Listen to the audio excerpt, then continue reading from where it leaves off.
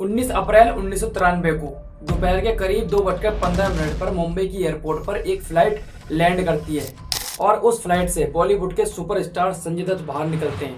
उन्हें लगता है कि शायद उनके सामने फैंस की एक तगड़ी भीड़ लगी होगी, लेकिन उनके सामने खड़ी थी मुंबई पुलिस की एक स्पेशल टीम और बिना किसी शोर शराबे के डीसीपी बाला सेठी संजय के पास जाते हैं। उनसे कहते हैं कि संजय चुपचाप पुलिस वैन में जाकर बैठ जाओ, और संजय दत्त चुपचाप पुलिस वैन में जाकर बैठ जाते हैं। उन्हें लगता है कि शायद बाबरी मस्जिद के दंगों को लेकर उनकी सिक्योरिटी को हाई कर दिया गया है, लेकिन संजय दत्त इस बात से पूरी तरह से अनजान होते हैं कि वो जिस पुलिस वैन में बैठे हैं वो पुलिस वैन उनको सीधे मुंबई के आर्थर रोड जेल ले जाएगी और पुलिस उनको सीधे हेडक्वार्टर लेके जाती है। वहां उनसे पूछताछ करती है, उनसे पूछती है कि संजय वो AK-56 राइफल कहाँ है, और संजय दत्त ये सुनते ही पूरी तरह से डर जाते हैं। पहले तो संजय दत्त यहाँ पर मना करते हैं कि मेरे पास में कोई AK-56 राइफल नहीं है, लेकिन थोड़ा फोर्स डालने के बाद में राकेश बालिया और बाला सेठी थोड़ा फोर्स डालते हैं, तो उसके बाद में संजय दत्त पूरी तरह से सच उगल देते हैं। संजय दत्त कहते हैं कि मैंने उस गन को, उन राइफल को डिस्ट्रॉयड कर दिया है, उनको जलाकर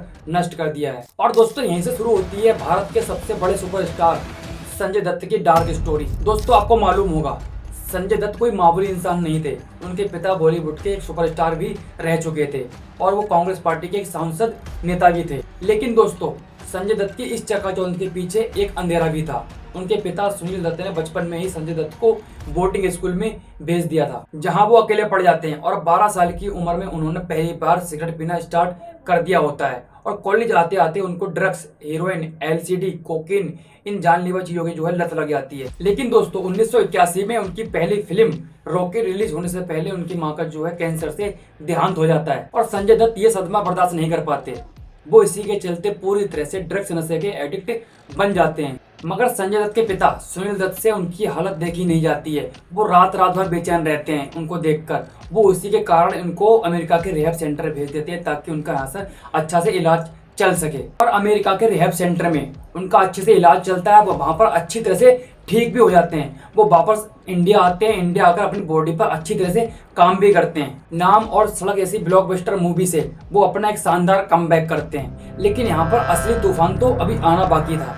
दिसंबर 1992 को बाबरी मस्जिद गिरने के बाद में मुंबई पूरी तरह से आग की लपटों में सुलग रही थी। सुनील दत्त जो कि उस टाइम के कांग्रेस के सांसद नेता थे, सुनील दत्त इन दंगों में मुसलमानों की पूरी तरह से मदद कर रहे थे, और इसी के कारण कुछ कट्टरपंथी लोगों ने उन्हें मारने की धमकियां देना शुरू कर दिया होता है। और इन्हीं धमकियों से संजय दत्त का पूरा परिवार जो है डर जाता है। और संजय दत्त को होता है क्या कि शुरू से ही बचपन से उनको हथियारों का बहुत शौक होता है, और अंडरवर्ल्ड ने संजय दत्त की इसी कमजोरी और डर का फायदा उठाया था पूरी तरह से। जनवरी 1993 को संजय दत्त अपनी अपकमिंग मूवी यलगार की शूटिंग कर रहे थे दुबई में फिरोज खान के साथ में, और दुबई में उनकी पहली मुलाकात दाऊद इब्राहिम और उसके छोटे भाई अनीस इब्राहिम से होती है यहाँ पर। और दाऊद इब्राहिम का छोटा भाई अनीस इब्राहिम संजय दत्त के पास में आकर कहता है कि आपको टेंशन लेने की कोई ज़रूरत नहीं है, हम आपके साथ में हैं। और 26 जनवरी 1993 को शाम का टाइम था। संजय दत्त अपने पाली हिल वाले बंगले पर रुके हुए थे। उनके बंगले के बाहर में एक नीले कलर की वैन आकर रुकती है, जिसमें कि 3 लोग सवार होते थे, समीर हिंगोरा, हनीफ कांडावाला और अब्बू सलीम। और ये तीनों लोग मारुति वैन के बाहर निकलते हैं। बाहर निकलकर डिग्गी खोलते हैं, डिग्गी में से काले रंग का बैग निकालते हैं। वो बैग निकालकर संजय दत्त के हाथों में दे देते हैं। लेकिन संजय दत्त जब वो बैग खोलकर देखते हैं तो उनके होश उड़ जाते हैं, क्योंकि उस बैग में कोई पैसे वैसे नहीं थे। उस बैग में होती हैं 3 AK-56 राइफलें, 250 जिंदा कारतूस होते हैं, कुछ हैंड ग्रेनेड भी थे। लेकिन दोस्तों संजय दत्त ने सबसे बड़ी गलती यहीं पर कर दी थी।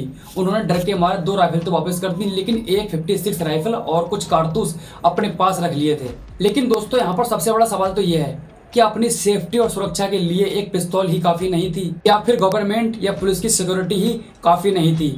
AK-56 जैसी राइफल और कारतूस और मिलिट्री हैंड ग्रेनेड्स की यहाँ पर क्या ज़रूरत थी। और इसी के बाद शुरू होता है एक नया चैप्टर। 12 मार्च 1993 को मुंबई में 26 गहरा अटैक होता है, और इस अटैक में 257 लोग जो है अपनी जान गंवाते हैं। करीब 700 लोग इस अटैक में घायल होते हैं। और इन हमलों के बाद में इंडियन गवर्नमेंट और मुंबई पुलिस पूरी तरह से एक्टिव हो जाती है। और जब मुंबई पुलिस जांच करती है तो जांच में पता लगता है कि जो हथियारों की कंसाइनमेंट धमाकों के लिए आई थी, उसी में से कुछ हथियार संजय दत्त को भी यहाँ पर दिए जाते हैं।